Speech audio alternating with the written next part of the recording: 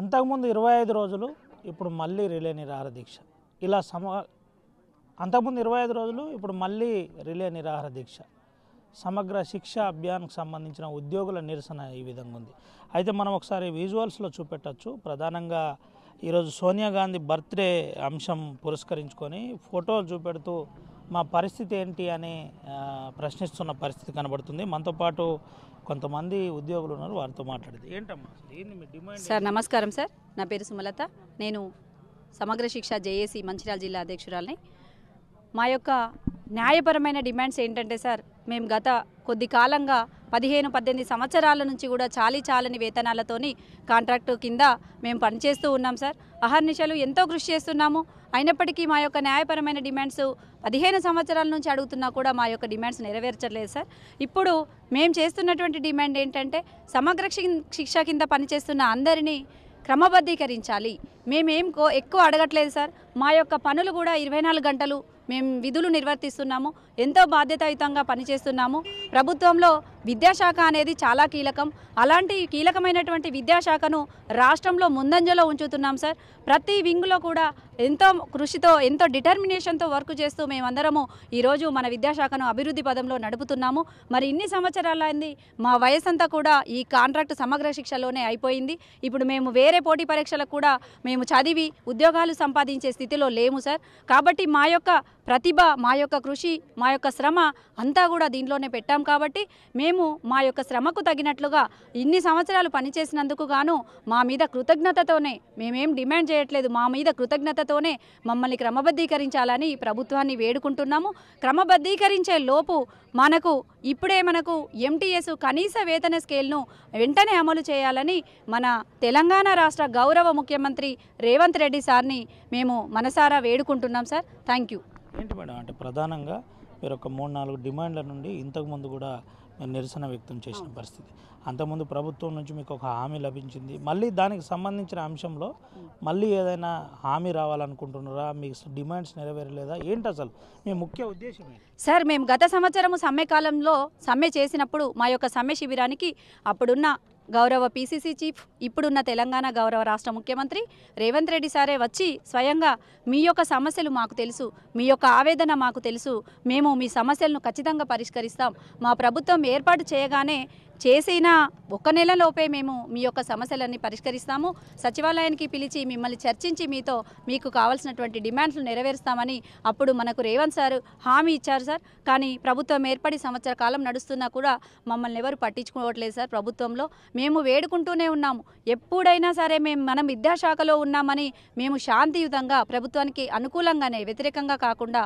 శాంతియుతంగా ఎంతో ఓపికతోని, సహనంతోని మేము ఈ నిరసన కార్యక్రమాలు, పోరాటాలు, ఉద్యమాలు చేస్తూనే ఉన్నాము. సార్ ఇచ్చినటువంటి హామీ మాకు ఇప్పటి వరకు నెరవేరలేదు సార్. అందుకే మేము మళ్ళీ ఒకసారి ఈ సంవత్సరము దశల వారీగా చేస్తున్నాము. ఒకసారి నిరసనలు వ్యక్తం చేశాము పాఠశాల స్థాయిలో, తర్వాత మనం అసెంబ్లీ ముట్టడి చేశాము, తర్వాత ఇందిరా పార్క్ దగ్గర ధర్నా చేసినాము. అప్పుడు కూడా మేము ప్రభుత్వానికి మీడియా వేదికగా చెప్పుకున్నాము, విన్నవించుకున్నాము, మా యొక్క న్యాయపరమైన డిమాండ్స్ నెరవేర్చండి, ఈలోపు మాకు చేయకపోతే మేము సమ్మెకి వెళ్లాల్సి వస్తుందని మేము ప్రభుత్వానికి సవినయంగా తెలియజేశాం సార్. అయినప్పటికీ కూడా మనకు ఎలాంటి ప్రతిస్పందన, సానుకూలమైనటువంటిది రాలేదు. అందుకని మేము ఇప్పుడు మా యొక్క సమగ్ర శిక్ష ఉద్యోగులు అనేది ఎంతో ఆవేదనతోని ఈ 3 రోజుల నుంచి నిరసన కార్యక్రమాన్ని మనం కొనసాగిస్తున్నాం. 6 తారీఖు నుంచి ఇప్పుడు ఈరోజు 9 వరకు. అయినప్పటికీ కూడా మాకు ఇంకా స్పందన రాలేదు సార్.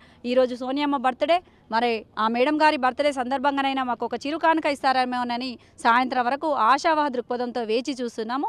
ఈరోజు కనుక రాకపోతే ఏమన్నా చర్చలు జరుగుతున్నాయా? రాష్ట్ర స్థాయిలో మీ నాయకులు కావచ్చు, అటు అధికారులు కావచ్చు, సెక్రటరీ కావచ్చు, మీతో ఏదైనా చర్చలు చేసే ప్రయత్నం? సార్, మా రాష్ట్ర నాయకులు సెక్రటరీని కలవడం జరిగింది, స్కూల్ ఎడ్యుకేషన్ డిపార్ట్మెంట్ డైరెక్టర్ సార్ని కూడా కలవడం జరిగింది, మినిస్టర్స్ని కూడా కలవడం జరిగినప్పుడు అప్పుడు రేవంత్ సార్ కూడా రిప్రజెంటేషన్ ఇచ్చినప్పుడు సానుకూలంగా చూస్తామని చెప్పడం జరుగుతుంది. ప్రతిసారి మీ సమస్యలు పరిష్కరిస్తాము, చూస్తాము, మీ యొక్క సమస్య మా యొక్క నోటీసులో ఉంది అని చెప్పడం జరుగుతుంది. కానీ ఇప్పటి వరకు మాత్రం ఎలాంటిది లేదు. ఇదే పరిస్థితి ఉంటే రానున్న రోజుల్లో ఏం చేయబోతుంది? సార్ రేపటి నుంచే మేము అందరూ ఎంఆర్సీలలో ఇప్పుడున్న సమగ్ర శిక్ష ఉద్యోగులు అంటే ఎంఆర్సీలు మండల్ లెవెల్లో ఎంఆర్సీలో పనిచేస్తున్నారు, అదేవిధంగా జెడ్పీ స్కూళ్ళలో పనిచేస్తున్నారు పీటీఐలు, అదేవిధంగా డిపిఓ అంటే డిఓ ఆఫీస్లో కూడా పనిచేస్తూ ఉన్నారు. ఈ విధంగా మన కస్తూర్బా గాంధీ బాలికా విద్యాలయంలో టీచింగ్ నాన్ టీచింగ్ స్టాఫ్ అందరం పనిచేస్తున్నాం. మేమందరం కూడా 100% సమ్మెలోకి దిగుతామని, న్యాయబద్ధమైన పోరాటం చేస్తామని ప్రభుత్వానికి తెలియజేస్తున్నాం సార్. మేడం చెప్పండి, ఇదంతా కూడా శిక్ష అభియాన్ అంతా నేషనల్ స్కీమ్ అని గవర్నమెంట్ కానీ అధికారులు కానీ చెబుతున్న పరిస్థితి ఎట్లా చూడవచ్చు, ఏం చెప్పబోతున్నారు? సార్ మాకేంటంటే ఇది నేషనల్ స్కీమ్ అయినప్పటికీ రాష్ట్రాలు కొన్ని తన వంతుగా మాకు కొన్ని బాధ్యతలు అప్పగించాయి కాబట్టి బాధ్యతల విధంగానే మమ్మల్ని కూడా రెగ్యులరైజ్ చేద్దామన్న ఆలోచనలో ఉంటారు అన్నట్టుగా మేము అనుకుంటున్నాము. నేషనల్ స్కీమ్ యొక్క విధి విధానాలు వేరు, దాని ప్రకారంగా మాకు రాష్ట్ర స్థాయి వాళ్ళు అప్పగించిన విధి విధానాలు వేరు, దాని ప్రకారంగానే మాకేమైనా రెగ్యులరైజ్ జరుగుతుంది అన్న ఆశ ఉన్నది. దీనికోసమని కేంద్రం నుండి కొన్ని రాష్ట్రాలలో కూడా పర్మనెంట్ చేశాయి. ఆ ఉద్యోగులందరూ కూడా ఇప్పుడు మొత్తం టైం స్కేల్ తోటి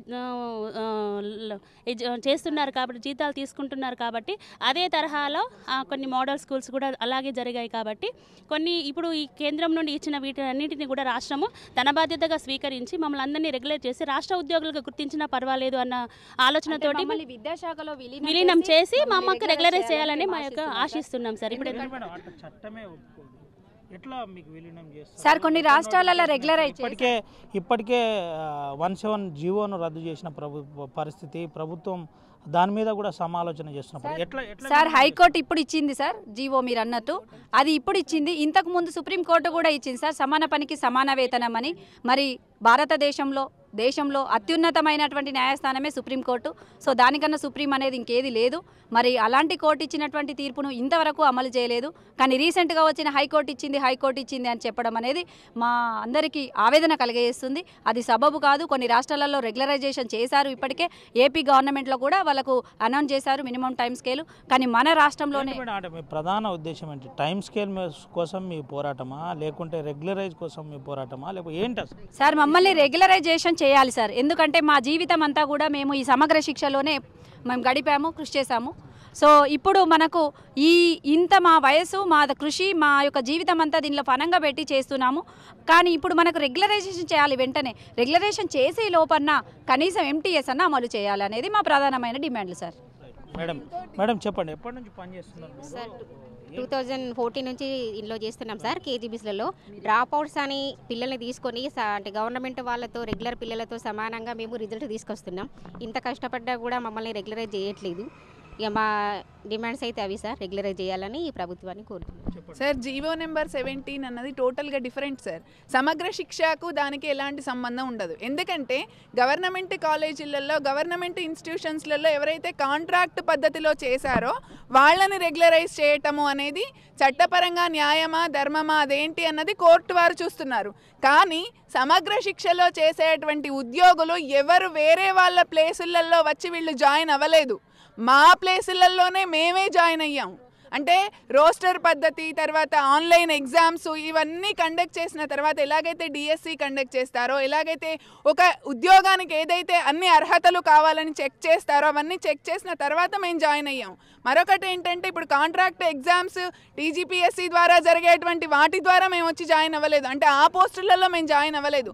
వ్యవస్థనే మాతోటి మొదలైంది, వ్యవస్థనే మాతోటి నడపబడుతుంది. గత 20 ఏళ్ల నుంచి ప్రభుత్వాలన్నీ కూడా సమగ్ర శిక్ష ఉద్యోగులకు వేసేటువంటి శిక్ష ఈ కాంట్రాక్ట్ ఉద్యోగాలు. కాబట్టి మేము న్యాయపరంగా ధర్మబద్ధంగా అడిగేది ఏంటంటే ఈ కాంట్రాక్ట్ ఉద్యోగాలను తీసేస్తున్నారు కదా, కాంట్రాక్ట్ వ్యవస్థను మానేస్తాము, తీసేస్తాము అంటూ ఎన్నో గొప్పలు చెప్పి అధికారంలోకి వచ్చిన మీరు ఈరోజు మాట మార్చటం కాదు. ఈరోజు న్యాయపరంగా మమ్మల్ని రెగ్యులరైజ్ చేయండి, క్రమబద్ధీకరించండి. ఆ క్రమబద్ధీకరణ అంశం అనేది కొంచెం టైం తీసుకుంటుంది కాబట్టి వెంటనే మా ఉద్యమాన్ని ఆపటానికి మాకు మినిమం టైం స్కేల్ ఇవ్వండి. అది మేము ప్రధానంగా చేసేటువంటి డిమాండ్ సార్. ఇంతకుముందు కూడా మేడం ఈ ఉద్యమం 20-25 రోజులు జరిగిన పరిస్థితి, ఇదే అంశం ఇంకా ఉంటే రానున్న రోజుల్లో ఏం చేయబోతుంది? ఎస్ సార్, గత సంవత్సరం కూడా మేము చేయడం జరిగింది. అంతకుముందు కూడా మేము 2011 నుంచి కూడా ఉద్యమాలు చేస్తూనే ఉన్నాం సార్. అప్పటి నుంచి ఒక్కొక్కటి నెమ్మదిగా సాధించుకుంటూ వస్తున్నాము. అలాగే ఏంటంటే గత సంవత్సరం మాకేం చేశారు అంటే మమ్మల్ని ఒక చక్కటి చిత్రమైన మాయలో పడేశారు. ఏంటంటే ఖచ్చితంగా మీకు రెగ్యులర్ చేస్తాము, మీ హామీలను నెరవేరుస్తాము అంటూ మాకొక చూపెట్టారు. అరచేతిలో అద్దం అంటారు కదా, అలా ఒకటి మాకు చూపెట్టారు. చూపెట్టేసరికి మేమందరం ఏమనుకున్నాం, మేము చేసినటువంటి ఈ ధర్నాలకి సమ్మెలకి అన్నిటికీ కూడా ప్రభుత్వం ఎంతో కొంత స్పందిస్తుందిలే, మాకు అవుతుంది అన్నారు. ఎందుకంటే అది ఎలక్షన్ టైం సార్. ఎలక్షన్ టైంలో ప్రభుత్వాలు మారేటువంటి సందర్భం. ఆ సందర్భంలో ఇప్పుడున్నటువంటి మన ముఖ్యమంత్రి గారు స్వయంగా తామే వచ్చి మనకి ఇచ్చారు కాబట్టి మేమేమనుకున్నాం, నెక్స్ట్ వచ్చేది కాంగ్రెస్ ప్రభుత్వమే కావచ్చు, తప్పకుండా మనకి ఇస్తామంటూ సార్ మాట ఇచ్చారు కాబట్టి ఖచ్చితంగా అవుతుంది అనే ఉద్దేశంతో మేమందరం ఓట్లు వేసి గెలిపించుకున్నటువంటి ప్రభుత్వం. సో అలా జరిగిన తర్వాత ఇప్పటికీ సంవత్సర కాలంగా వెయిట్ చేసాం, ఎదురు చూసాం, ఏమీ అవ్వట్లేదు. ఇంకా ఇలా కాదు అని చెప్పేసి మళ్ళీ ఉద్యమంలోకి దిగాం సార్. మేము గట్టిగా హెచ్చరిస్తున్నాం సార్, ఖచ్చితంగా ఈ రోజు వరకు 4 రోజులుగా శాంతియుతంగా నిరసనలు అనేవి వ్యక్తం చేశాం, నిరసనలు అనేవి చేస్తున్నాము. మా అన్ని ఇన్స్టిట్యూషన్స్ని, తర్వాత అన్ని ఎంఆర్సీలు కానీ ప్రతి ఒక్కటి ఏ విధులకు ఆటంకం కాకుండా సగం స్టాఫ్ అక్కడ సగం స్టాఫ్ ఇక్కడ ఉండి మేము నడిపిస్తున్నాం. కానీ ఈరోజు అసెంబ్లీ సమావేశాలు ప్రారంభం అవుతున్నాయి. అసెంబ్లీలో మాకంటూ SSA ఉద్యోగులకంటూ ఏదైనా ఒక ప్రకటన రాని పక్షంలో డిసెంబర్ 10వ తేదీ నుంచి అంటే రేపటి నుంచి మేమందరం కూడా నిరవధికంగా సమ్మెకు దిగడానికి సిద్ధమై ఉన్నాం సార్. ఆల్రెడీ మేమందరం మా అధికారులకు నోటీసులు ఇచ్చే ఉన్నాము, ఇన్ఫర్మేషన్ పాస్ చేసే ఉన్నాము. ఇక్కడ ఒకటే జిల్లా మంచిర్యాల జిల్లా కాదు సార్, 33 జిల్లాలు తెలంగాణ రాష్ట్ర వ్యాప్తంగా మొత్తం కూడా ఈ ఉద్యమాన్ని చేపట్టి రేపటి నుంచి నిరవధికంగా సమ్మె చేస్తాం సార్. 4-5 రోజులు చూస్తాము.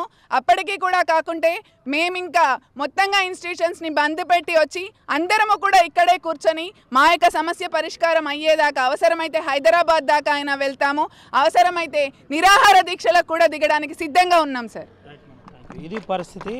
రానున్న రోజుల్లో నిరాహార దీక్షలకు కూడా మేము సిద్ధంగా ఉన్నామని చెబుతున్న పరిస్థితి. దీంతోపాటు ముఖ్యంగా రేపటి నుంచి అల్టిమేటం ఒక రకంగా జారీ చేస్తున్నట్టే నేరుగా ఎంఆర్సీలు చెప్పే ప్రయత్నం చేస్తున్నారు. దీంతోపాటు ముఖ్యంగా ఆ పాఠశాలల్లో ఇబ్బంది లేకుండా మేము ఇప్పుడు ఇది చేస్తున్నాం. రేపటి నుంచి ఆ సమ్మె ప్రకటిస్తాం, ఖచ్చితంగా అసెంబ్లీ నుంచి మాకు ఒక హామీ రావాలని చెబుతున్న పరిస్థితి. మనతో పాటు మరొకరు ఉన్నారు, మాట్లాడి ఏంటి పరిస్థితి?